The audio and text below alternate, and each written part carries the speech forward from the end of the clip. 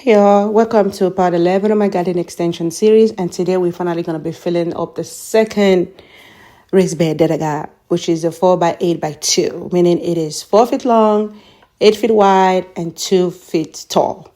So the one of the thing I like to do is to lay cardboard down, especially if there's any holes or any little place that I can see gaps between the floor and the raised bed. I like to use the cardboard to kind of like shock it in there to put some, make sure that everything is leveled. I was able to secure some free horse manure mulch from this horse ranch that was in the area. So my husband went over there and was able to get like 5 containers full of them. So that's what I like to use as my base, because one is mulch, two is horse manure mulch. So it breaks down, and as it breaks down, because it is manure, it does add some kind of nutrients to my raised bed. So I'm going to spare you some time of me kind of like balance this out, but it was a lot in there, y'all. Typically, we go about twice. I think we went down there about 2 times just to get enough to fill up the bottom of this.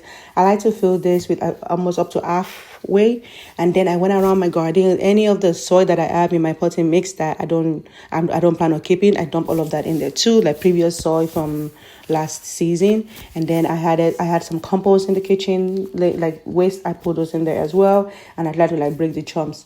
I had some okra stems and some hibiscus stems that was laying around. I dumped that as well, and I was also able to secure some dry leaves while I was driving down the neighborhood. So I added that to it as well, and I can see the bed is almost full, and I haven't even technically used my new batch of soil yet.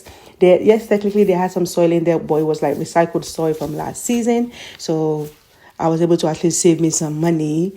So now I'm going to go ahead and start adding the compost that I was able to secure from one of my friends.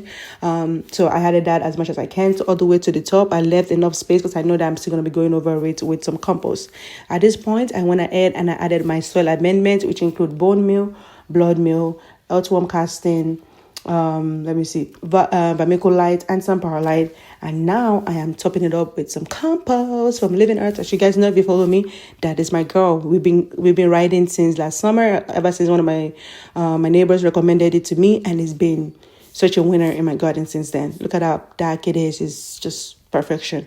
And then after I added this to the garden, I make sure to like level it out. Sometimes it might have chunks in there, so I just use my little rake to like break it down like I'm some chef trying to cook something, or should I say let her cook. But overall, I think I use about 4 bags, if I remember correctly, or 3.5 bags, I would say. So after that, I went over it with more power light, because drainage is very important, you guys. You don't want to drown your soil. And that's it for this one. It's officially ready for next season.